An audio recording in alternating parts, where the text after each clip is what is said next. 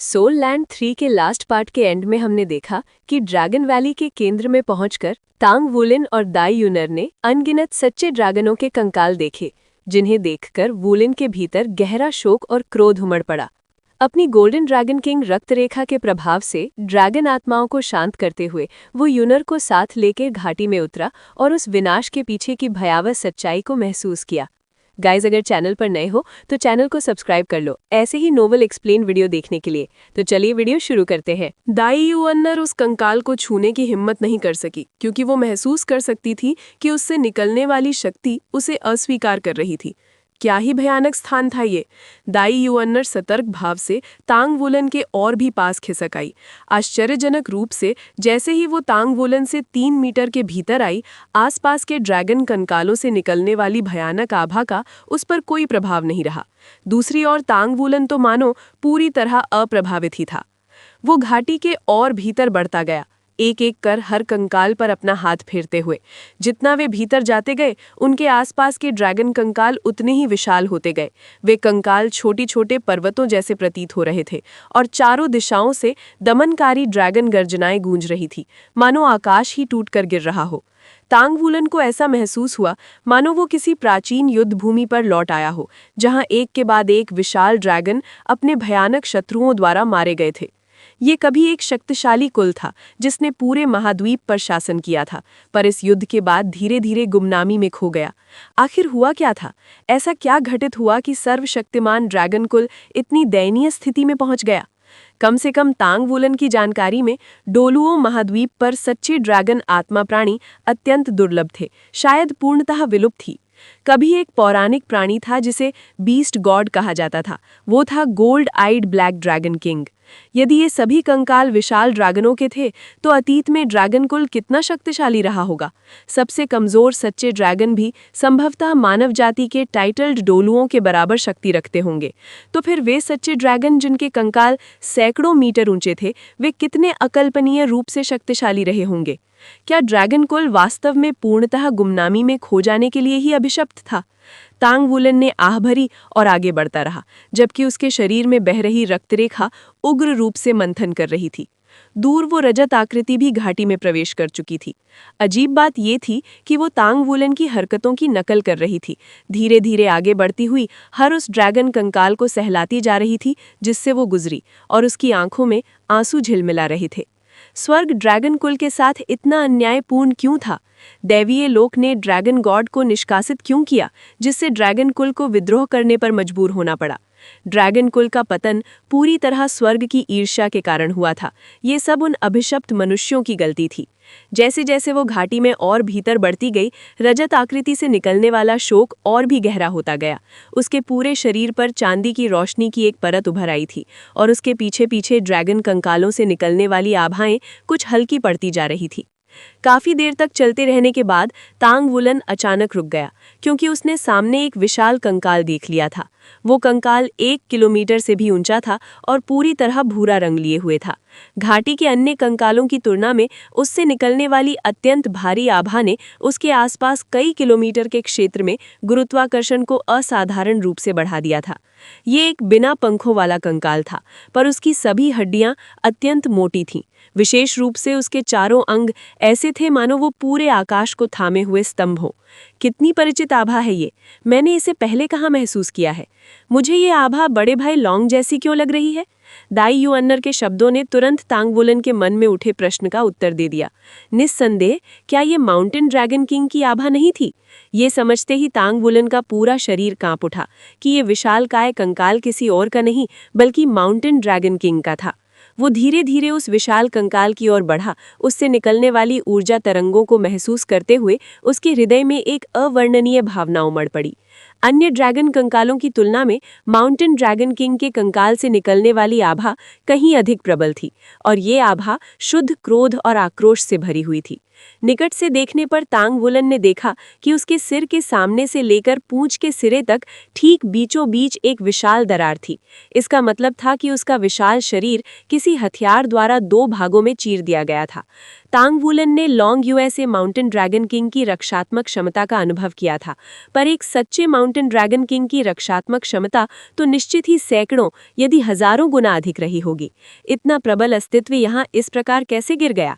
तांग woollen ने आंखें बंद कर ली। उसके शरीर में बह रही रक्तरेखा उग्रता से मंथन कर रही थी और उसे ऐसा लगा मानो उसके सीने पर कोई पर्वत सा भार रख दिया गया हो। यदि उसके पास गोल्डन ड्रैगन किंग की रक्तरेखा न होती तो वो आज जहां है वहां कभी नहीं पहुंच पाता। वो श्रेक एकेडमी में प्रवेश भी नहीं कर पाता। उसकी पिछली सभी विजय, उसकी प्रगति, यहाँ तक कि उसकी फोर्जिंग में उन्नति, सब कुछ उसी रक्तरेखा से जुड़ा था। अचानक उसके मन में एक विचार कौंधा कि ड्रैगन कुल के प्रति ऋण चुकाने के लिए उसे कुछ करना चाहिए। जैसे ही ये विचार उत्पन्न हुआ, वो एक अजेय इच्छा में बदल गया। उसे कुछ करना ही था। तांग वुलन ने गहरी सांस ली, सामने के माउंटेन ड्रैगन किंग के कंकाल पर हाथ फेरकर सिर झुकाया, फिर उसे पार करते हुए आगे बढ़ गया। आगे उसे एक और घाटी दिखाई दी, घाटी के भीतर एक और घाटी। माउंटेन ड्रैगन किंग के कंकाल के पीछे की भूमि धंसकर लगभग 10,000 मीटर व्यास का एक विशाल गड्ढा बन गया था। गड्ढे के किनारे पहुंचकर तांग वुलन ने अचानक पाया कि जो आवाज उसे अब तक बुला रही थी, अचानक और भी स्पष्ट और तीव्र हो गई थी। यही उस पुकार का स्रोत था। उसने दाई युअन्नर की ओर मुड़कर कहा, युअन्नर, अपनी ड्रैगन बॉल का उपयोग करके वापस चली जाओ। यहाँ की विशाल ड्रैगन आभा बहुत प्रबल है और ये घाटी अत्यंत खतरनाक है। मैं तुम्हें अपने साथ नहीं ले जा सकता। यदि तुम्हारे साथ कुछ हो गया तो... दाई युअन्नर ने बीच में ही बात काटी, नहीं, मैं तुम्हारे साथ आ रही हूँ। ऐसे महत्वपूर्ण क्षण पर मैं कैसे लौट सकती हूँ? जिज्ञासा से ही मर जाऊंगी। जब तक मैं तुम्हारे पास रहूंगी, इन कंकालों की आभा का मुझ पर प्रभाव नहीं पड़ेगा। वैसे भी मैं ऐसे नहीं जा सकती। क्या तुम फिर से मुझे अपनी पीठ पर लेकर नीचे चलोगे? अगर कोई खतरा हुआ तो मैं तुरंत वापस चली जाऊंगी। तांग वुलन ने कुछ क्षण सोचा। उसे नीचे घाटी में कोई ऐसा अस्तित्व नहीं महसूस हुआ जो उसके लिए खतरा बन सके। थोड़ी देर बाद उसने सिर हिलाया, ठीक है, लेकिन मुझसे दूर मत जाना। बिल्कुल, मैं तुमसे दूर क्यों जाऊंगी? दाई युअन्नर हंस पड़ी और अचानक उसकी पीठ पर कूद पड़ी। तांग वुलन ने पहले की ही तरह से घाटी की दीवार से नीचे फिसलना शुरू किया। जितना वो नीचे उतरता गया, उसके हृदय में गूंज रही आवाज उतनी ही स्पष्ट होती गई। आखिर ये स्थान क्या है? क्या इस घाटी में माउंटेन ड्रैगन किंग से भी अधिक शक्तिशाली अस्तित्व है? वो धीरे धीरे नीचे उतरता गया और जल्द ही इंद्रधनुषी धुंध के विशाल विस्तार में प्रवेश करने वाला था। अचानक धुंध हल्के से कांपी और स्वयं ही अलग होकर उसे मार्ग देने लगी। उसे ज्ञात नहीं था कि उस ड्रैगन घाटी का सबसे खतरनाक स्थान यही ड्रैगन समाधि थी। यहाँ किसी ड्रैगन आत्मा की पहरेदारी नहीं थी, क्योंकि उनकी आवश्यकता ही नहीं थी। विशाल ड्रैगन कंकालों से निकलने वाली आभाओं के सामने कोई सामान्य मनुष्य बहुत पहले ही कुचल कर मर जाता। निस्संदेह मानव जाति के अत्यंत शक्तिशाली अस्तित्व यहाँ सुरक्षित रह सकते थे, पर वे इस छोटे से विश्व के नियमों द्वारा प्रतिबंधित थे और इस स्थान तक पहुंच ही नहीं सकते थे। इंद्रधनुषी धुंध को पार करने के बाद तांग वुलन के चेहरे पर गहरा आश्चर्य उभर आया, क्योंकि उसने अपने सामने एक विशाल ड्रैगन को देखा और महत्वपूर्ण रूप से वो एक विशाल ड्रैगन आत्मा थी। ये ड्रैगन आत्मा माउंटेन ड्रैगन किंग के कंकाल से लगभग दोगुनी विशाल थी। उसका पूरा शरीर इंद्रधनुष प्रकाश से झिलमिला रहा था और उसकी हर एक शल्क 7 अलग-अलग रंगों से चमक रही थी। वे शल्क पूर्णतः एक समान नहीं थे, हर एक का आकार अलग था, फिर भी वे एक अद्भुत सामंजस्य बिखेर रहे थे, मानो असंख्य रत्नों से बना कोई विशाल रत्नपट हो। उसका गर्व से उठा हुआ सिर आकाश की ओर ऊंचा उठा था और उसके पूरे शरीर से एक अवर्णनीय आभा प्रस्फुटित हो रही थी। जैसे ही तांग वुलन की नज़र उस ड्रैगन आत्मा पर पड़ी, उसके शरीर में विद्यमान गोल्डन ड्रैगन किंग रक्त रेखा अचानक उग्रता से मथने लगी, मानो उसकी रक्त रेखा की आभा किसी भी क्षण बाहर फट पड़ने वाली हो। यहाँ तक कि शेष 12 गोल्डन ड्रैगन किंग सील भी हल्के हल्के कांपने लगे। ये कैसी अनुभूति है? तांग वुलन को अचानक वो इतिहास पाठ याद आया जो गु युए ने उसे ड्रैगन जाति के बारे में बताया था। Dragon God? क्या ये ड्रैगन गॉड की आत्मा हो सकती है? ये विचार आते ही तांग वुलन स्तब्ध रह गया। क्या ये विशालकाय इंद्रधनुषी ड्रैगन आत्मा उसी महान ड्रैगन गॉड की थी जिसने सभी बीस्ट गॉड्स का नेतृत्व करते हुए एक ऐसे विद्रोह का नेतृत्व किया था जो लगभग पूरे दिव्य लोक को नष्ट कर देता? क्या इसका अर्थ ये था कि जिसने उसे यहाँ तक आकर्षित किया वो स्वयं ड्रैगन गॉड ही था? तांग वुलिन दाई युआनर को अपनी पीठ पर लिए धीरे धीरे जमीन पर उतरा। हालांकि दाई युआनर अभी भी उसके करीब थी, फिर भी उसने एक दबा हुआ कराह निकाली और तुरंत बेहोश हो गई। तांग वुलिन ने जल्दी से उसे संभाला और उसकी जीवन क्रियाएं जांची। उसे राहत मिली कि वो केवल बेहोश थी। उसने दाई युआनर का ड्रैगन बॉल निकाला और उसे उसके हाथ में थमा दिया। उसे सक्रिय करने की कोशिश करते हुए उसका हाथ थामे रखा, लेकिन उसने पाया कि यहाँ ड्रैगन बॉल पूरी तरह निष्क्रिय थी। इसलिए वो केवल उसे अपनी बाहों में थामे रहा। उसे अपने पास से दूर जाने की हिम्मत नहीं हुई, क्योंकि उसे नहीं पता था कि आगे क्या होने वाला है। उसने सिर उठाकर उस विशाल ड्रैगन आत्मा की ओर देखा। थोड़ी देर के उथल पुथल के बाद उसकी रक्त रेखा में अचानक एक अवर्णनीय आत्मीयता की भावना जाग उठी। गु युए ने उसे बताया था कि ड्रैगन गॉड की मृत्यु के बाद उसे गोल्डन ड्रैगन किंग और सिल्वर ड्रैगन किंग में विभाजित कर दिया गया था। क्या ये उसकी गोल्डन ड्रैगन किंग रक्त रेखा का मूल स्रोत हो सकता है? यदि ऐसा है तो गु युए की रक्त रेखा संभवतः सिल्वर ड्रैगन किंग की थी, न कि किसी 7 रंगी ड्रैगन की, जैसा कि उसने कहा था। तो इसी कारण वो अकादमी में उसे ढूंढने आई थी और उसके करीब आने का इतना प्रयास किया था। उसके हृदय में एक अवर्णनीय पीड़ा उठी। तो क्या वो उसके पास किसी छिपे उद्देश्य से आई थी? ड्रैगन गॉड की आत्मा किसी जीवित प्राणी जैसी प्रतीत नहीं हो रही थी। वो घाटी के मध्य स्थिर खड़ी थी और उसके शरीर से घना इंद्रधनुषी प्रकाश फैल रहा था। तांग वुलिन ने गहरी सांस ली और दाई युआनर को अपनी बाहों में लिए धीरे धीरे आगे बढ़ा, जब तक कि वो ड्रैगन आत्मा के बहुत निकट नहीं पहुंच गया। क्षण भर हिचकिचाने के बाद उसने अपने स्टोरेज सोल टूल से एक दुर्लभ धातु का टुकड़ा निकाला और कलाई झटककर उसे ड्रैगन आत्मा की ओर फेंक दिया। ड्रैगन आत्मा हल्की सी कांपी और वो धातु का टुकड़ा अचानक गायब हो गया। तांग वुलिन ने स्पष्ट रूप से देखा था कि वो धातु तुरंत वाष्पीकृत हो गई थी। इस विशाल ड्रैगन आत्मा में कितनी भयानक ऊर्जा समाई हुई थी। ये सोचते हुए उसने अपने माथे पर हाथ फेरा और उसका गोल्डन ड्रैगन स्पीयर उसके हाथ में प्रकट हो गया। अब जब वो यहाँ तक आ ही गया था तो उसे देखना ही था कि वो यहाँ क्या कर सकता है। दाई युआनर को अपने पास रखकर उसने सावधानी पूर्वक अपना गोल्डन ड्रैगन स्पीयर ड्रैगन आत्मा की ओर बढ़ाया। इस प्रक्रिया के दौरान वो अत्यंत तनाव में था और अनजाने में उसने सांस रोक ली थी। जैसे ही गोल्डन ड्रैगन स्पीयर ड्रैगन आत्मा के संपर्क में आया, पूरा भाला तीव्रता से कांप उठा। तुरंत एक भनभनाहट गूंजी, जो क्षण भर में प्रचंड हो गई और वो विशाल ड्रैगन आत्मा मानो जीवित उठी। पूरी ड्रैगन वैली में गगनभेदी ड्रैगन गर्जना गूंज उठी। ड्रैगन वैली में भटक रही सभी ड्रैगन आत्माएं तुरंत भूमि पर लेट गईं और ड्रैगन समाधि में मौजूद सभी ड्रैगन कंकाल हल्के हल्के कांपने लगे, मानो जाग उठे हों और खड़े होने का प्रयास कर रहे हों। तांग वुलिन को लगा मानो वो इंद्रधनुषी संसार में प्रवेश कर लिया हो, जो उसके वास्तविक संसार से बिल्कुल भिन्न था। उसके मन में एक रक्तिम आकृति प्रकट हुई। उसने देखा कि वो आकृति आकाश की ओर उंगली उठाती है और फिर एक विशाल लाल तलवार, जो मानो आकाश और पृथ्वी के बीच की पूरी दूरी को समेटे हुए थी, उसकी ओर आ गिरी। उसके चारों ओर सब कुछ लाल हो गया और उसे लगा मानो उसका पूरा शरीर एक ही क्षण में चीर दिया गया हो। असहनीय वेदना से वो एक हृदय विदारक चीख निकाल बैठा। उसी क्षण एक रजत आकृति उसके पास प्रकट हुई। उसने अपना दाहिना हाथ बढ़ाया, जो तुरंत विशाल होकर ड्रैगन आत्मा के संपर्क में आ गया। उसका शरीर भी कांप उठा और उसके चारों ओर इंद्रधनुषी प्रकाश की एक परत उभर आई। तांग वुलिन के विपरीत वो अपनी चेतना बनाए रखने में सफल रही और ड्रैगन आत्मा से प्रभावित नहीं हुई। वो अपने पास खड़े युवक की ओर मुड़ी, जो अपने गोल्डन ड्रैगन स्पीयर को पकड़े हुए स्तब्ध और पीड़ित भाव में था, और बुदबुदाई, भाग्य इतना निर्दयी क्यों है? तुम यहाँ क्यों आए? तुमने खुद को मेरे पास ला क्यों खड़ा किया? क्या तुम्हें पता है कि यदि मैं अभी तुमसे विलय कर तुम्हारे शरीर से गोल्डन ड्रैगन किंग की रक्त रेखा निकाल लूं, तो मैं ड्रैगन गॉड की शक्ति का एक अंश जगा सकती हूँ। लेकिन यदि मैं ऐसा करूं तो तुम निश्चित रूप से मर जाओगे। मैंने तुमसे बचने की कोशिश की, तुमसे दूर रहने की कोशिश की, तो फिर तुम ऐसे समय पर यहाँ क्यों आ गए? क्यों? लेकिन तांग वुलिन उसकी ये व्याकुल पुकार सुन नहीं पा रहा था। ये सब क्या नियति में ही लिखा था? मैं उसे मार क्यों नहीं पा रही? क्या वही ड्रैगन गॉड के पुनर्जागरण की सबसे बड़ी बाधा है? क्यों? आखिर ऐसे क्यों होना था?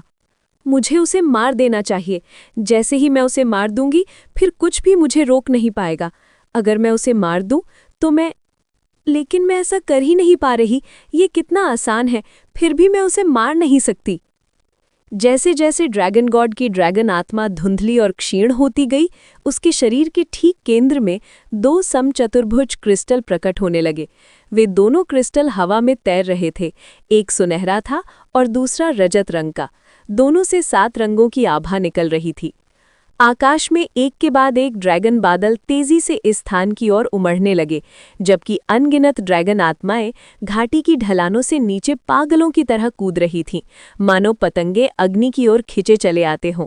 वे सभी इंद्रधनुषी ऊर्जा का हिस्सा बन गए, जो निरंतर उस विशाल रजत ड्रैगन के शरीर में समा रही थी।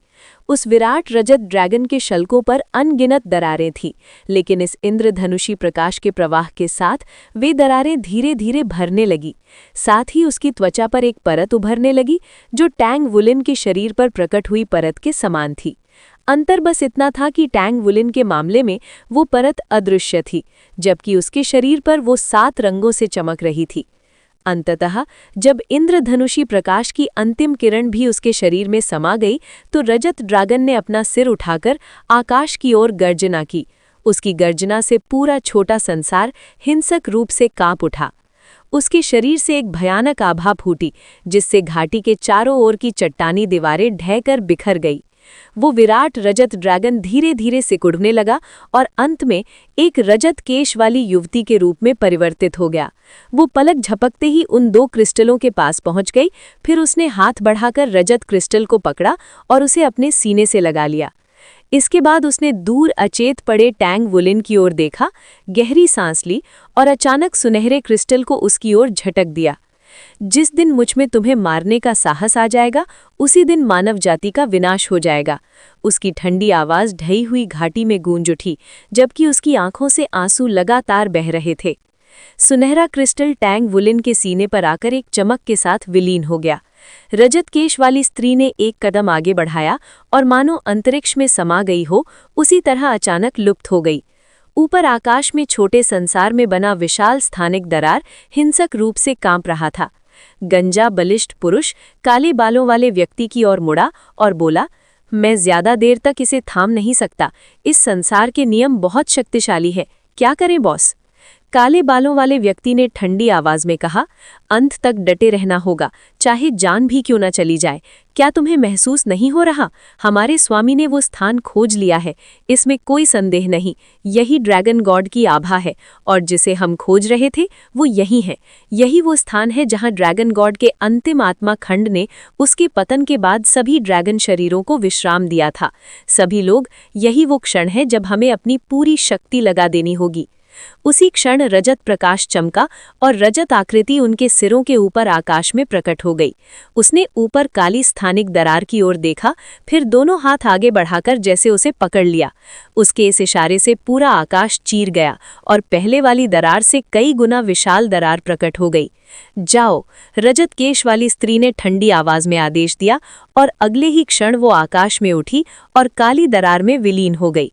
नीचे खड़े 6 व्यक्तियों ने एक लंबी गर्जना की और प्रकाश की धाराओं में बदलकर उस विशाल दरार में प्रवेश कर गए। पल भर में ओझल हो गए। पूरा छोटा संसार हल्का सा कांपा और विशाल दरार बंद होने लगी। एक पर्वत शिखर पर प्रकाश चमका और डाई यूनर शून्य से प्रकट हुई। ब्लैक वन तुरंत आगे बढ़ा और उसकी स्थिति की जांच की। ऐसा लग रहा था कि उसे उसके बिना मास्क होने पर कोई आश्चर्य नहीं हुआ, जिससे स्पष्ट था कि वो पहले से ही उसकी पहचान जानता था। संक्षिप्त जांच के बाद ब्लैक वन ने हल्की राहत की सांस ली। सब ठीक है, उसे बस हल्का सा मानसिक आघात पहुंचा है। ड्रैगन वैली से बाहर आने के बाद उस छोटी संसार की सीमा हटने पर उसकी आत्मा शक्ति धीरे धीरे लौट आएगी, इसलिए वो जल्द ही जाग जाएगी। शुक्र है ये राजकुमारी सुरक्षित लौट आई। उसी समय फिर से प्रकाश चमका और एक और आकृति प्रकट हुई, जो कुछ कदम लड़खड़ाकर आगे बढ़ी, फिर स्वयं को संभाल लिया। उसने ब्लैक वन की ओर मुड़कर सम्मानपूर्वक सलाम किया। ब्लैक वन, तुम भी बाहर आ गए। ब्लैक वन की भौहें हल्की सिकुड़ गई। आंतरिक चयन प्रक्रिया के दौरान उसने देखा था कि वाइट 13 की शक्ति और प्रतिभा सभी वाइट श्रेणी एजेंटों में टॉप 3 में थी, इसलिए 3 महीने पूरे होने से पहले उसका बाहर आना आश्चर्यजनक था। व्हाइट 13 ने जल्दी से कहा, ब्लैक 1, ड्रैगन वैली के भीतर कुछ बड़ा हो रहा है। आकाश के सभी ड्रैगन बादल अचानक एक ही स्थान पर इकट्ठे हो गए, फिर गायब हो गए।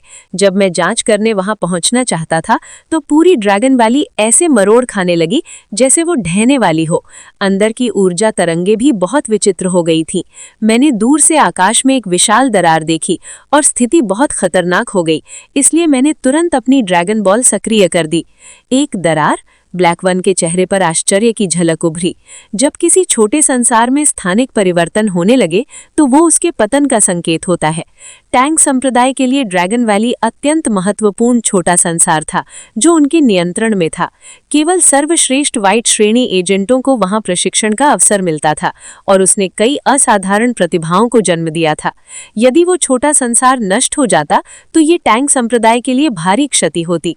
इसी समय प्रकाश की चमक के साथ एक के बाद एक कई आकृतियां प्रकट होने लगी।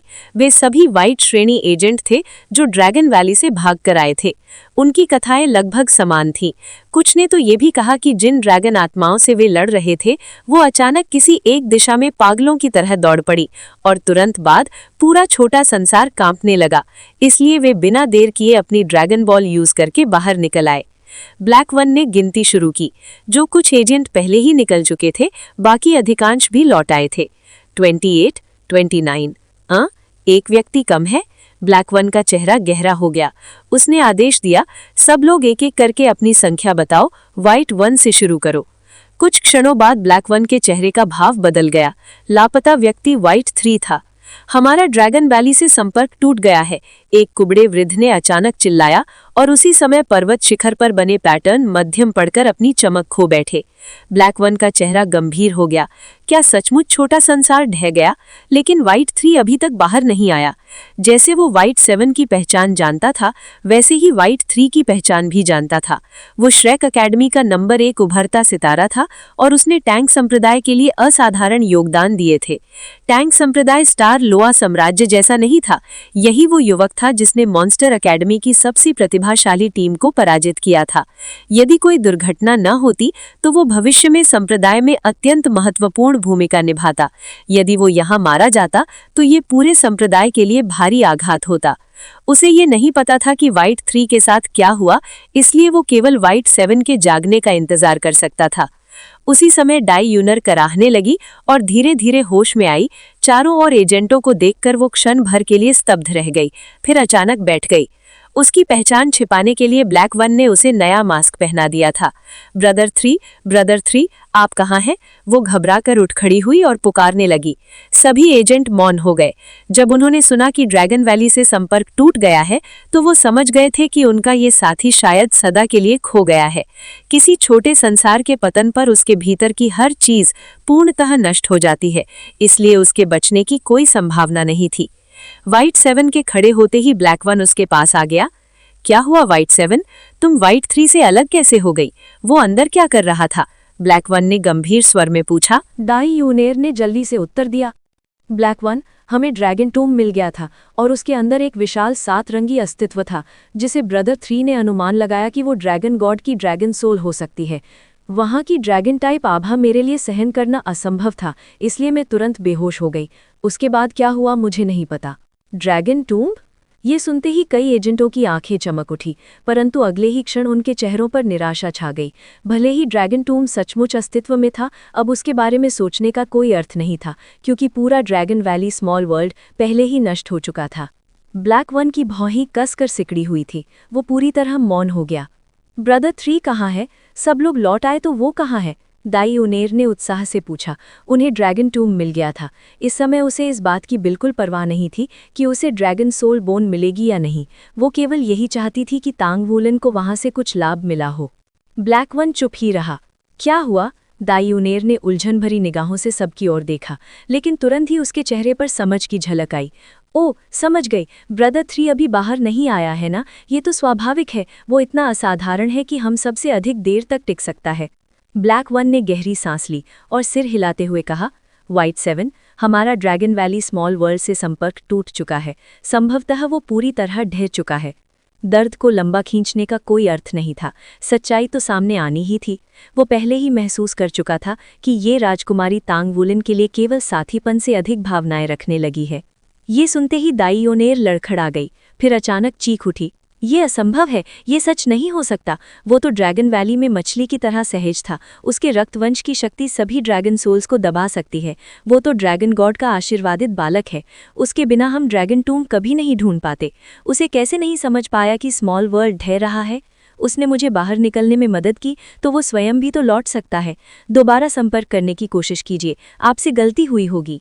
ब्लैक वन ने सिर हिलाते हुए कहा, कृपया शांत हो जाइए व्हाइट सेवन। आप जानती हैं कि किसी स्मॉल वर्ल्ड से संपर्क टूटने का क्या अर्थ होता है। नहीं, यह असंभव है। आह! दाई यूनेर की चीखें पूरी घाटी में गूंज उठीं। कितनी देर बीत गई ये पता नहीं, पर अंत में तांग वुलिन धीरे धीरे होश में आया। उसका पूरा शरीर असहनीय पीड़ा से करा रहा था, मानो उसे टुकड़ों में फाड़ दिया गया हो। संक्षेप में कहें तो ये बिल्कुल अच्छा अनुभव नहीं था। उसे बस इतना याद था कि उसने अपनी गोल्डन ड्रैगन स्पीयर की नोक उस विशाल ड्रैगन सोल पर रखी थी और उसके बाद सब धुंधला हो गया। उसी क्षण उसे गहरा पछतावा हुआ था। असीम ऊर्जा उस ड्रैगन सोल से उसकी ओर उमड़ी थी और उसे विश्वास नहीं था कि वो ड्रैगन गॉड की ड्रैगन सोल को सीधे अवशोषित कर सकेगा। अब उसका पूरा शरीर तीव्र पीड़ा में था। उसे अपनी सांसों को नियंत्रित करने में काफ़ी प्रयास करना पड़ रहा था ताकि दर्द कुछ कम हो। जब उसने अपने शरीर की ओर देखा तो वो स्तब्ध रह गया। ऐसा लगा जैसे वो थोड़ा लंबा हो गया हो, लेकिन उसकी त्वचा पर अनगिनत पतले चीरे पड़ गए थे, मानो वो अपने शरीर से ही बाहर निकलने वाला हो। उन चीरों पर पपड़ी जम चुकी थी, पर इससे दृश्य और भी भयावह लग रहा था। तो यही कारण है कि मुझे इतना दर्द हो रहा है। उस समय आखिर हुआ क्या था? तांग वुलिन ने स्वयं को शांत किया। कुछ देर विश्राम करने के बाद उसने शरीर में शक्ति जुटाने की कोशिश की। उसकी सोल पावर अभी भी सीमित थी, पर उसने तुरंत अपने रक्तवंश की शक्ति एक्टिवेट कर ली। अगले ही क्षण वो अवाक रह गया। उसके भीतर रक्तवंशीय आभा सुनामी की तरह उमड़ रही थी। शक्तिशाली ऊर्जा उसकी मेरिडियंस में प्रवाहित हो रही थी। उसकी हड्डियां, आंतरिक अंग और नसें पहले से कहीं अधिक चमकीले स्वर्णिम रंग में दमक रही थी। जैसे ही उसने इस शक्ति का संचार किया, उसका सारा दर्द गायब हो गया। उसकी जगह सुन्नपन और झुंझुनी ने ले ली। एक अवर्णनीय शक्ति का अनुभव उसके पूरे शरीर में फैल गया। उसके शरीर से सारी पपड़ियां झड़ गई और नीचे हल्की गुलाबी त्वचा दिखाई दी। कुछ ही क्षणों में वो भी सामान्य हो गई, मानो कुछ हुआ ही ना हो। उसके शरीर पर अब चिकनी और चमकदार एनामल जैसी परत बन गई थी। ये कैसा अनुभव है? उसने जमीन पर हल्का सा बल लगाया और उसका शरीर हल्का सा ऊपर उठ गया। उसने हाथों का सहारा लेकर स्वयं को उछालते हुए खड़ा कर लिया। कितनी अपार शक्ति है! लेकिन ड्रैगन गॉड की ड्रैगन सोल कहाँ गई? यूनेर कहाँ है? दाई यूनेर और वो विशाल ड्रैगन सोल दोनों गायब थे। घाटी पूरी तरह खाली थी। न कोई शक्तिशाली ड्रैगन टाइप आभा, न वो आवाज़ जो उसके हृदय में गूंज रही थी। आखिर हुआ क्या? वो स्तब्ध होकर चारों ओर देखने लगा। कुछ देर सोचने के बाद उसने अपनी रक्तवंशीय आभा मुक्त की और उसके पैरों के नीचे 4 स्वर्णिम सोल रिंग्स प्रकट हुईं। 4 रिंग्स? ये कैसे संभव था? उसने अभी हाल ही में 6ठी गोल्डन ड्रैगन सील तोड़ी थी, जिससे उसे तीसरी रिंग मिली थी। ये चौथी कहाँ से आई? उसने अपने भीतर गोल्डन ड्रैगन सील्स की जांच की और चौंक गया। 18 में से अब केवल 10 शेष थीं। पहली 8 सील्स गायब थीं। क्या ड्रैगन गॉड की ड्रैगन सोल ने 2 सील्स एक साथ तोड़ दीं? वो समझ नहीं पा रहा था कि खुश हो या चिंतित। सिर्फ 15 वर्ष की आयु में वो 8 सील्स तोड़ चुका था। अब आगे उसका क्या होगा? उसे स्पष्ट रूप से याद था कि 6ठी सील तोड़ते समय उसे कितनी पीड़ा सहनी पड़ी थी। 7वीं और 8वीं कैसे टूटी वो नहीं जानता था, पर उसके शरीर पर पड़े चीरों से स्पष्ट था कि वो प्रक्रिया अत्यंत खतरनाक रही होगी। उसने ओल्ड तांग से संपर्क करने की कोशिश की, पर सन्नाटा छाया रहा, मानो वो कभी अस्तित्व में रहा ही नहीं। आखिरकार कुछ देर बाद उसने स्थिति को स्वीकार कर लिया। जो हो चुका था वो अपरिवर्तनीय था। पछताने से कुछ नहीं बदलने वाला। आगे बढ़ना ही एकमात्र विकल्प था। वो घाटी से बाहर चढ़ने लगा। अब ड्रैगन गॉड की ड्रैगन सोल गायब थी। वो देखना चाहता था कि इस स्मॉल वर्ल्ड के साथ क्या हुआ है। ऊपर पहुंचकर उसने फिर से अनंत फैले ड्रैगन कंकाल देखे। उनमें अभी भी शक्तिशाली ड्रैगन टाइप आभा और वही उदासी थी। कई दिनों बाद वो ड्रैगन टूम के किनारे तक पहुंचा और ऊपर चढ़ गया। उसे महसूस हुआ कि ड्रैगन वैली में कुछ बदल गया है, शायद ड्रैगन गॉड की ड्रैगन सोल के लुप्त हो जाने के कारण, पर वो स्पष्ट नहीं कर पा रहा था कि क्या। इस यात्रा से उसे बहुत कुछ प्राप्त हुआ था। पहले वो ड्रैगन सोल बोन पाने के लिए उत्सुक था, पर अब उसका ऐसा कोई इरादा नहीं था। क्या अब लौटने का समय आ गया था? शायद। पर उसके हृदय पर एक भारी बोझ था जो ड्रैगन टूम में कदम रखते ही पैदा हुआ था। गोल्डन ड्रैगन किंग का रक्तवंश ही उसकी पहचान था। यदि कथाएं सत्य हैं और गोल्डन ड्रैगन किंग वास्तव में ड्रैगन गॉड का आधा हिस्सा था, तो वो स्वयं भी ड्रैगन कुल का एक भाग था। इतने सारे ड्रैगन कंकालों को यूं खुले में पड़ा देखना उसे भीतर से विचलित कर रहा था। जब उसने ड्रैगन टाइप मार्शल वोल वाले प्रतिद्वंदियों से युद्ध किया, उसका गोल्डन ड्रैगन किंग रक्तवंश उसकी सबसे बड़ी शक्ति रहा था। उसी की बदौलत वो यहाँ तक पहुंचा था। उसके बिना शायद उसके पास आगे बढ़ने का आत्मविश्वास भी ना होता। उसकी ड्रैगन रक्त रेखा ने उसे सब कुछ दिया था, इसलिए अब समय आ गया था कि वो ड्रैगन कुल को कुछ लौटाए। कम से कम ये उसकी आत्मा को शुद्ध और विकसित करने का एक आदर्श तरीका था। ये सोचकर टैंग वुलिन ने अब और संकोच नहीं किया। उसने ड्रैगन टॉम की घाटी के किनारे से अपनी स्वर्ण ड्रैगन पंजों से गड्ढे खोदना शुरू कर दिया। हालांकि वो कोई भी आत्मा शक्ति उपयोग नहीं कर सकता था, फिर भी उसके पंजे अद्वितीय रूप से तीक्ष्ण थे। गोल्डन ड्रैगन शेक्स द अर्थ का प्रयोग करते हुए वो जमीन पर विशाल गड्ढे बना सकता था। साथ ही उसने तांग संप्रदाय की तकनीकों का भी सहारा लिया। घोस्ट शैडो परप्लेक्सिंग ट्रैक से अपनी गति और फुर्ती बढ़ाई, मिस्टीरियस जेड हैंड्स से अपने स्वर्ण ड्रैगन पंजों को सुदृढ़ किया और कंट्रोलिंग क्रेन कैप्चरिंग ड्रैगन से मिट्टी को गड्ढों से बाहर निकालने लगा। कुछ ही घंटों में उसने एक विशाल गड्ढा खोद लिया। फिर उसने सावधानीपूर्वक सबसे निकट के सच्ची ड्रैगन कंकाल को उसमें स्थापित किया। कंकाल को सीधे धकेलकर गड्ढे में डालना आसान था, लेकिन उसकी मूल संरचना को सुरक्षित रखने के लिए उसे अत्यंत सावधानी बरतनी पड़ी। उसे प्रत्येक हड्डी को उसके मूल स्वरूप के अनुसार सजाना पड़ा। इस प्रकार पहले सच्चे ड्रैगन कंकाल को दफनाने में उसे पूरा 1 दिन लग गया। किसी कारणवश उस कंकाल को दफनाने के बाद उसके भीतर का शोक काफी कम हो गया। यहाँ तक कि ड्रैगन हड्डियों से निकलने वाली ऊर्जा तरंगें भी काफी मंद पड़ गईं। पहले कंकाल को दफनाने के बाद उसके हृदय में उपलब्धि की भावना उमड़ पड़ी। ड्रैगन कंकाल दूर दूर तक बिखरे हुए थे, लेकिन वो दृढ़ था कि इस कार्य को अंत तक पूरा करेगा। उसने अभी केवल एक छोटे कंकाल को दफनाया था और उसमें ही पूरा दिन लग गया था।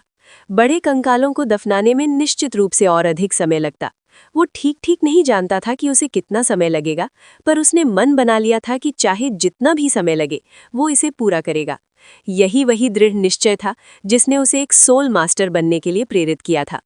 समय की सभी अवधारणाओं को भुलाकर वो golden dragon shocks the heavens और golden dragon shakes the earth को आधार बनाकर अपने दफन मिशन में जुट गया। समय के साथ उसने कुछ तरकीबें सीखीं जिससे वो अधिक दक्ष हो गया। उदाहरण के लिए, यदि वो गोल्डन ड्रैगन स्पीयर को जमीन में गाड़कर फिर गोल्डन ड्रैगन शेक्स द अर्थ का प्रयोग करता तो गड्ढा और बड़ा बनता। साथ ही आक्रमण के समय अपनी रक्त शक्ति का उचित उपयोग भी अत्यंत महत्वपूर्ण हो गया। इस प्रकार अनजाने में ही वो अपने द्वारा निर्मित दोनों आत्मा कौशलों का अभ्यास करने लगा। ड्रैगन टॉम के भीतर की शक्तिशाली ड्रैगन प्रकार की ऊर्जा इस छोटे से संसार की प्राकृतिक ऊर्जाओं को अपनी ओर आकर्षित कर रही थी। इस परिणाम स्वरूप उसने स्वयं अपनी आंखों से देखा कि ड्रैगन आत्माएं कैसे जन्म लेती हैं। अपने दफन प्रयास के 7वें दिन दूर एक विशाल सच्चे ड्रैगन कंकाल के पास प्राकृतिक ऊर्जा अचानक उग्र रूप से उमड़ने लगी। फिर धीरे धीरे एक ड्रैगन आत्मा प्रकट हुई। उसे पूर्ण रूप से आकार लेने में 2 घंटे लगे और आश्चर्य की बात ये थी कि प्रकट होते ही वो बिना किसी संकोच के उसकी ओर बढ़ी। परंतु वो कुछ कर पाता उससे पहले ही वो प्रकाश की एक धारा में बदलकर स्वेच्छा से उसके शरीर में समा गई। उसकी सबसे बड़ी चिंता ये थी कि वो जो भोजन साथ लाया था वो इतने सारे कंकालों को दफनाने तक पर्याप्त नहीं होगा। सभी कंकालों को उचित अंतिम संस्कार देना उसका स्वप्न था, लेकिन वो अपने स्वप्न के लिए भूखा मरने को तैयार नहीं था। इसलिए उसने तय किया था कि भोजन समाप्त होते ही वो रुक जाएगा। किंतु जब ड्रैगन आत्मा उसके भीतर समा गई तो उसने पाया कि उसमें निहित समृद्ध प्राकृतिक ऊर्जा और सच्ची ड्रैगन आभा किसी भी भोजन से अधिक संतोषजनक थी। सिर्फ एक ड्रैगन आत्मा की ऊर्जा ही उसे पूरे दिन बिना भोजन के काम करने के लिए पर्याप्त थी। चारों ओर फैले ड्रैगन कंकालों को देखकर वो अचानक चिल्लाया, तुम सब में अभी भी चेतना है ना? उसी क्षण उसे समझ आया कि इन सभी कंकालों में चेतन इच्छा अवश्य है, अन्यथा वो ड्रैगन आत्मा सीधे उसके भीतर क्यों समाती? वो उसकी सहायता करना चाहते थे, अर्थात वे भी उचित दफन चाहते थे। इससे उसका संकल्प और दृढ़ हो गया। यदि तुम चाहते हो कि मैं तुम सबको दफनाऊं, तो समय समय पर मुझे कुछ ऊर्जा देना, तभी मैं ये कार्य जारी रख सकूंगा।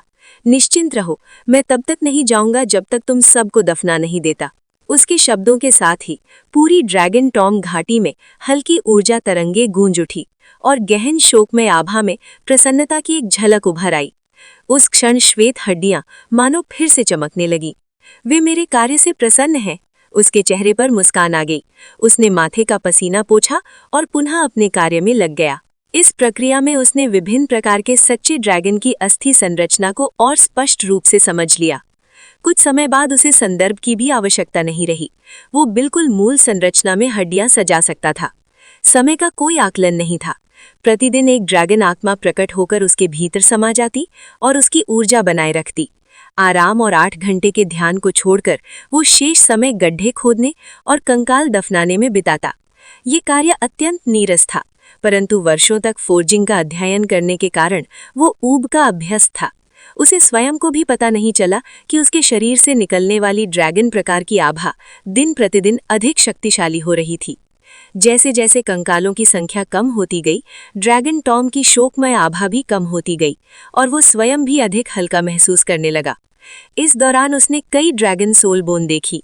लगभग हर विशाल ड्रैगन कंकाल पर एक सोल बोन थी। उन्हें पहचानना आसान था। जो भी हड्डी श्वेत नहीं थी, वही सोल बोन थी। सच्चे ड्रैगनों की दुनिया के अनुरूप लगभग प्रत्येक के पास एक सोल बोन थी।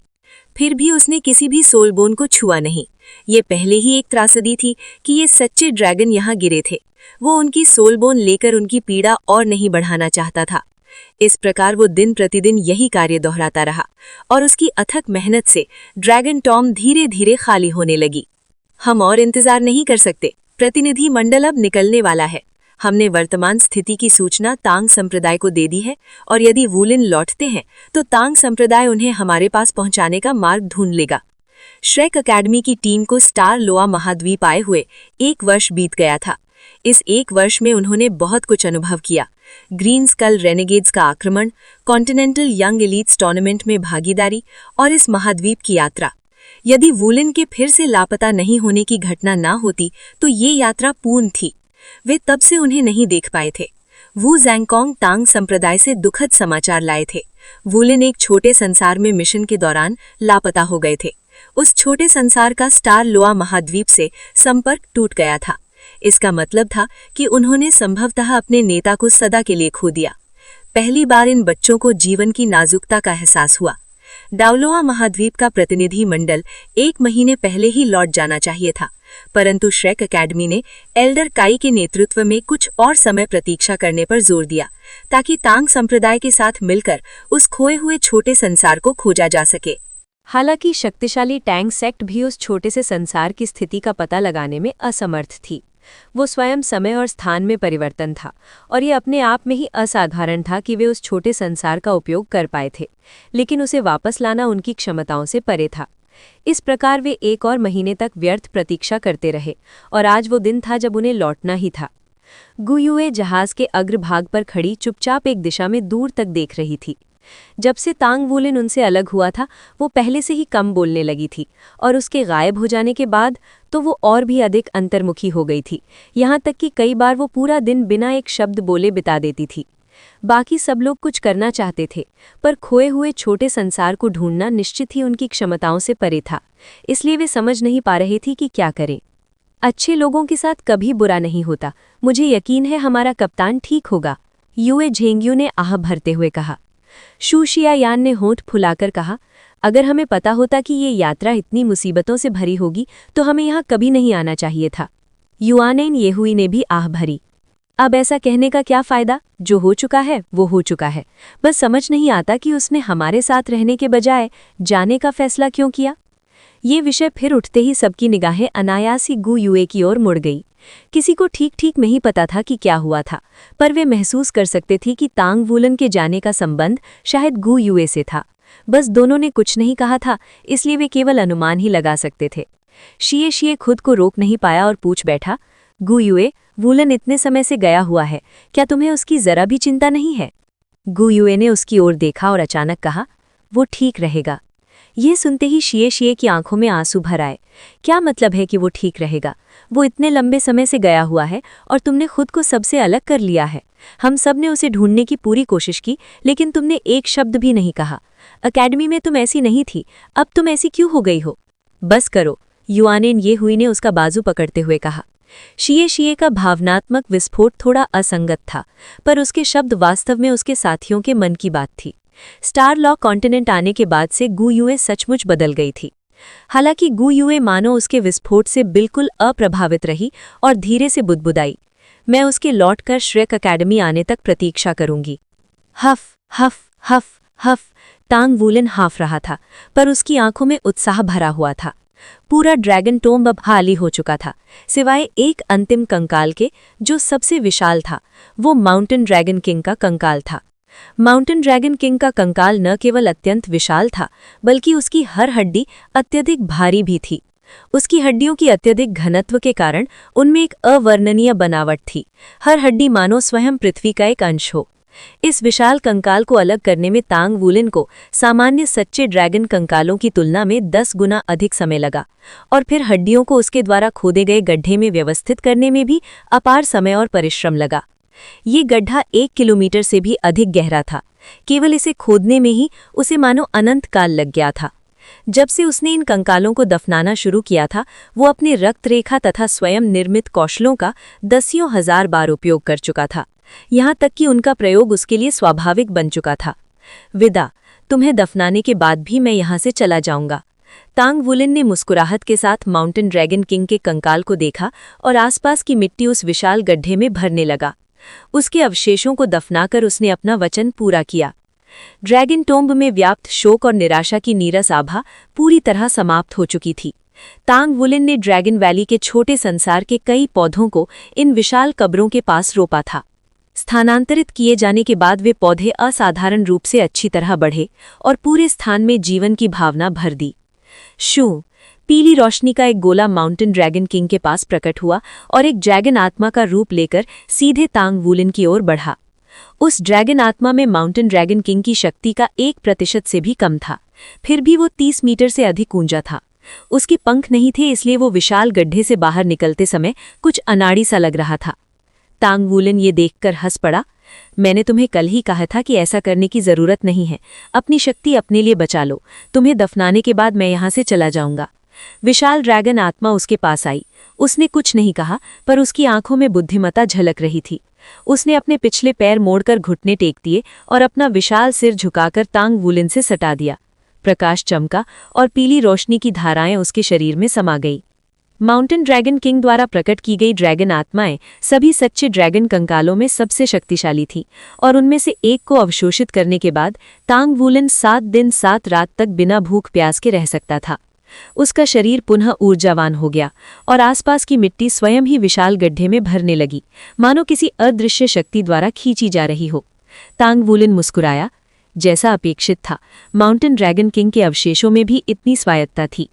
गड्ढा धीरे धीरे भर गया और उसका विशाल शरीर अदृश्य हो गया। अंतिम विशाल ड्रैगन भी दफन हो चुका था। उसी समय उसकी ड्रैगन आत्मा भी धीरे धीरे पारदर्शी होती जा रही थी, क्योंकि वो अपनी ऊर्जा निरंतर तांग वुलिन में प्रवाहित कर रही थी।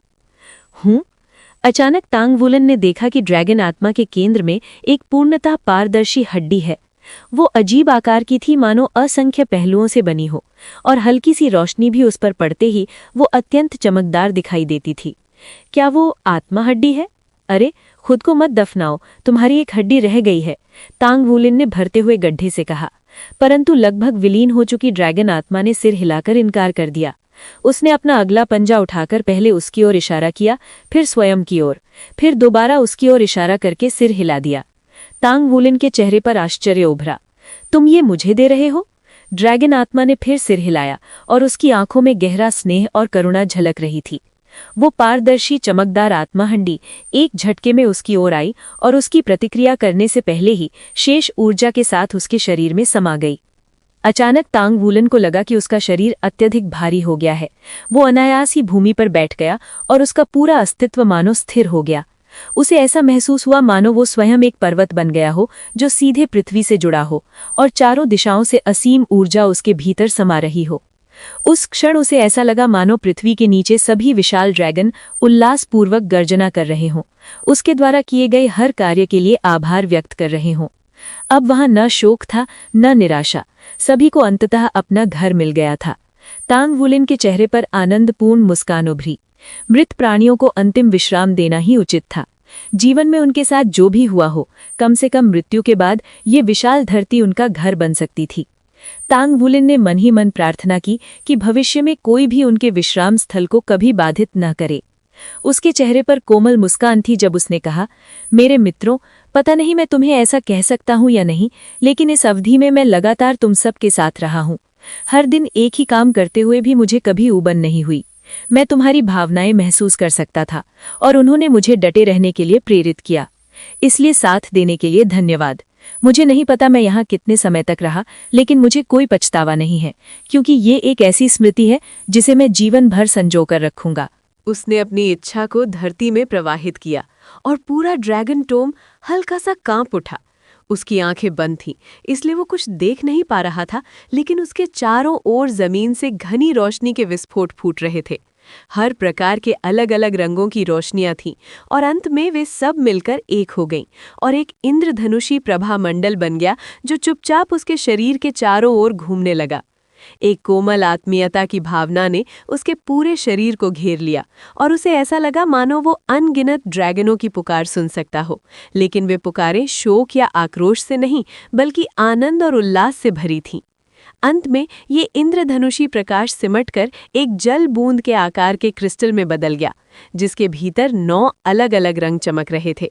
वो क्रिस्टल धीरे धीरे नीचे उतरकर तांग वुलिन की दाहिनी कलाई पर आ गया और एक पतली 9 रंगी जंजीर प्रकट हुई जिसने उस क्रिस्टल को उसकी कलाई से बांध दिया।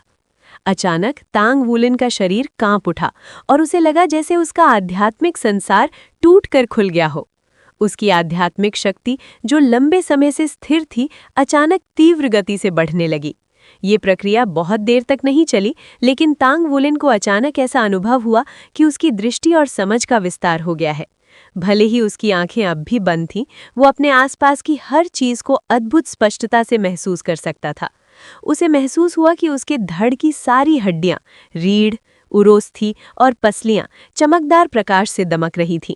ऐसा लग रहा था मानो उन हड्डियों पर क्रिस्टल जैसा कवच चढ़ा दिया गया हो, जो उसे एक अवर्णनीय शक्ति से भर रहा था। ये एक धड़ आत्मा हस्ती थी। माउंटेन ड्रैगन किंग ने उसे अपनी धड़ आत्मा हस्ती प्रदान की थी। सोल मास्टर्स जिन आत्मा हस्तियों को अपने शरीर में सम्मिलित कर सकते थे, उनमें कुछ प्रकार सबसे मूल्यवान माने जाते थे। आयु को अलग रखकर देखें तो सिर की हस्तियां, धड़ की हस्तियां और बाह्य आत्मा हस्तियां सबसे दुर्लभ और सबसे मूल्यवान थीं। बाह्य आत्मा हस्तियां अत्यंत दुर्लभ होती थीं, क्योंकि वे सामान्य 6 प्रकार की आत्मा हस्तियों से अलग स्वतंत्र रूप से अस्तित्व में रह सकती थीं। इसके विपरीत सिर और धड़ की हस्तियां सोल मास्टर्स को सबसे बड़ा उन्नयन देती थीं और उन्हें प्राप्त करना भी सबसे कठिन था। ड्रैगन गॉड के वंशजों में माउंटेन ड्रैगन किंग की रक्षा शक्ति सबसे प्रबल थी, इसलिए उसकी धड़ हस्ती निस्संदेह उन सर्वश्रेष्ठ धड़ हस्तियों में से थी जिसकी कोई भी आकांक्षा कर सकता था।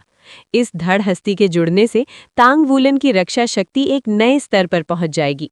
इससे भविष्य में गोल्डन ड्रैगन किंग की मुहरों को तोड़ते समय ऊर्जा के प्रचंड प्रवाह को सहना भी उसके लिए कहीं अधिक आसान हो जाएगा। नई आत्मा हस्ती प्राप्त करने के एहसास के अलावा तांग वुलिन ने अपनी चेतना को और बाहर फैलाया और उसके आसपास की हर चीज उसकी आंखें बंद होने के बावजूद उसके मन में स्पष्ट रूप से प्रकट हो गई। ये संकेत था कि उसकी आध्यात्मिक शक्ति एक नए स्तर पर पहुंच गई है।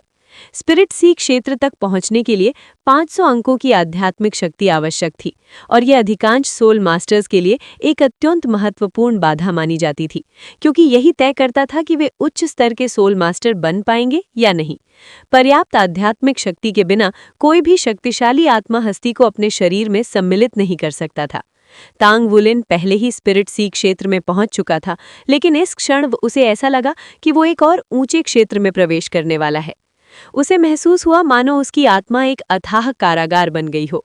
यदि उसकी आत्मा एक संसार था, तो उसकी ऊपरी सीमा स्वर्ग थी और निचली सीमा नर्क। ये था स्पिरिट एबिस क्षेत्र। ये वो क्षेत्र था जिसे सामान्य मानव की आध्यात्मिक शक्ति की अंतिम सीमा माना जाता था। तांग वुलन को अपनी ही उम्र के केवल 2 और सोल मास्टर्स के बारे में पता था जिनकी आध्यात्मिक शक्ति स्पिरिट एबिस क्षेत्र तक पहुंची थी।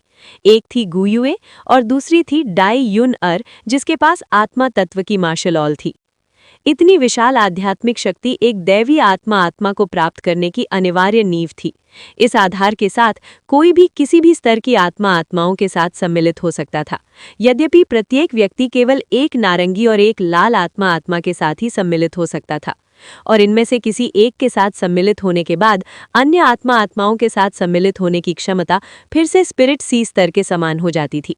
यदि किसी ने नारंगी या लाल आत्मा के साथ सम्मिलित नहीं किया हो तो अन्य स्तरों की अधिकतम 5 आत्माओं के साथ सम्मिलित हो सकता था। सामान्यतः स्पिरिट एबिस क्षेत्र को मानव आध्यात्मिक शक्ति की सीमा माना जाता था। इस क्षेत्र तक पहुंचने के बाद सोल मास्टर्स की आध्यात्मिक शक्ति उन्हें टाइटल्ड डोलुआ बनने तक सहारा देने के लिए पर्याप्त थी। तांग वुलिन ने कभी नहीं सोचा था कि ड्रैगन वैली में उसकी आध्यात्मिक शक्ति इतनी बड़ी छलांग लगाएगी। ये उन सभी ड्रैगन कंकालों की ओर से उसे मिला प्रत्युत्तर था। इसके बाद तांग वुलिन की चेतना धीरे धीरे धुंधली हो गई और वो फिर से गहन ध्यानावस्था में प्रवेश कर गया। उसे समय चाहिए था माउंटेन ड्रैगन किंग की धड़ हस्ती के साथ पूर्ण रूप से सम्मिलित होने के लिए और अपनी नई आध्यात्मिक शक्ति के स्तर स्पिरिट एबिस के साथ सामंजस्य बिठाने के लिए। स्पिरिट सी क्षेत्र के लिए 500 अंकों की आवश्यकता थी, जबकि स्पिरिट एबिस क्षेत्र के लिए ये संख्या बढ़कर 5000 हो जाती थी। स्पिरिट एबिस क्षेत्र तक पहुंचने के बाद ये लगभग निश्चित था कि वो भविष्य में टाइटल्ड डोलुआ बन जाएगा, यद्यपि उसके शरीर के साथ कुछ असामान्य न हो तो। लेकिन क्या तांग वुलिन के शरीर को लेकर कभी कोई चिंता थी? उत्तर स्पष्ट रूप से नहीं था। Shrek academy.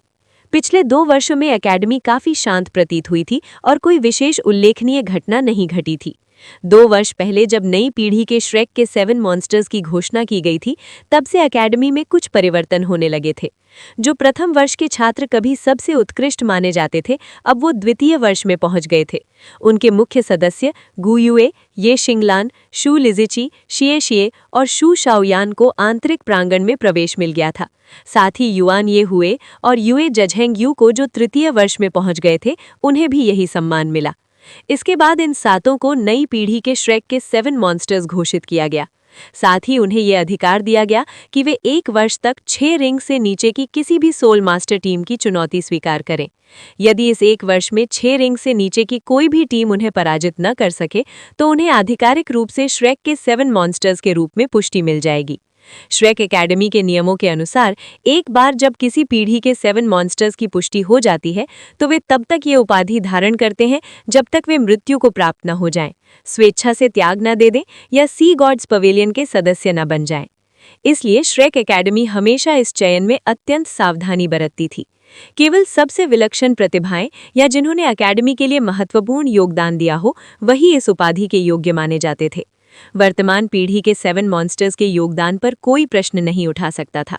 केवल इतना कि वे स्टार लोरो साम्राज्य गए और श्रेक एकेडमी के सम्मान की रक्षा की, ये अपने आप में एक अत्यंत महत्वपूर्ण योगदान था।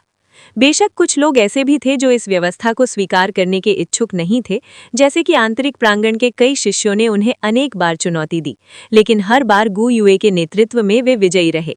इस प्रकार 1 वर्ष बाद उन्हें औपचारिक रूप से श्रेक के 7 मॉन्स्टर्स के रूप में पुष्टि मिल गई।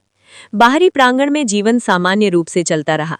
वर्तमान द्वितीय वर्ष की कक्षा 1, जो कभी सबसे उत्कृष्ट प्रथम वर्ष की कक्षा 1 थी, अब बुसीडोर को कक्षा अध्यक्ष और लुआ गुइशिंग को उपाध्यक्ष के रूप में रखती थी। गुयुए और अन्य के बिना भी ये कक्षा अब भी असाधारण थी। वुसीडोर, लुआ गुइशिंग, शू युचेंग, यांग ज्ञानशिया और झेंग ईरान सभी 1 वर्ड बैटल आर्मर मास्टर बन गए थे। उन्हें केवल आंतरिक परीक्षा पास करनी थी और वे आधिकारिक रूप से आंतरिक शिष्य बन जाते। उनकी वर्तमान शक्ति को देखते हुए ये केवल समय की बात थी। दूसरे वर्ष के अंत से पहले उस बैच के 10 से अधिक शिष्य आंतरिक प्रांगण में प्रवेश कर चुके थे, जिससे उनकी प्रतिष्ठा और भी मजबूत हो गई। बाहरी प्रांगण के शिष्यों के बीच उन्हें श्रेक की गोल्डन पीढ़ी कहा जाने लगा। श्रेक एकेडमी, आंतरिक प्रांगण। गुयुए सी गॉड झेक के किनारे खड़ी थी और ऐसा प्रतीत होता था मानो वो प्राकृतिक दृश्य के साथ एकाकार हो गई हो। वो सी गॉड्स आइलैंड की ओर देख रही थी। उसके चेहरे पर भावहीनता थी और ये समझ पाना असंभव था कि वो क्या सोच रही है। अचानक एक आकृति आइलैंड से उसकी ओर तेजी से बढ़ने लगी। उस आकृति के सिल्वरी बाल और पर्पल आंखें थीं और वो अनुपम सुंदर थी। 3 वर्षों के बाद नार भी बड़ी हो गई थी। वो अब 16 वर्ष की थी और किसी स्वर्गीय अप्सरा जैसी सुंदर थी। श्रेक एकेडमी में उसे 10,000 वर्षों में एक बार जन्म लेने वाली सुंदरी कहा जाता था और वो निस्संदेह एकेडमी की सबसे सुंदर थी।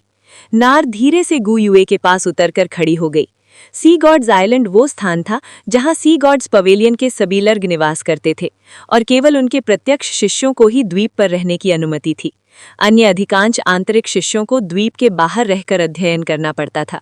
बाहरी प्रांगण की तुलना में आंतरिक प्रांगण में शिक्षा में अधिक स्वतंत्रता थी। शिष्य स्वयं चुन सकते थे कि वे क्या सीखना चाहते हैं और अपने शिक्षकों से समय तय कर सकते थे। आंतरिक प्रांगण से ग्रेजुएट होना भी सरल था। केवल 2 वर्ड बैटल आर्मर मास्टर बनना था। सुनने में सरल लगता था, लेकिन करना अत्यंत कठिन था। स्वतंत्रता अधिक होने के बावजूद हर शिष्य अथक परिश्रम करता और कोई भी आत्मसंतुष्ट होने का साहस नहीं करता। श्रेक एकेडमी में एक विचित्र परंपरा थी। आंतरिक प्रांगण में प्रवेश करने वालों में से बहुत कम लोग 2 वर्ड बैटल आर्मर मास्टर बनने के बाद एकेडमी छोड़ते थे। अधिकांश लोग वहीं रहकर साधना करते या शिक्षक बन जाते। ये पॉजिटिव चक्र 10,000 वर्षों से चलता आ रहा था, जिसने आज की श्रेक एकेडमी का निर्माण किया। नार अब एक युवा महिला बन चुकी थी। वो लंबी और पतली थी और गू युए के साथ खड़ी होने पर उनके बीच 2-3 वर्ष के आयु अंतर को पहचान पाना असंभव था। दोनों साथ साथ खड़ी थीं और दोनों में से किसी ने कुछ नहीं कहा।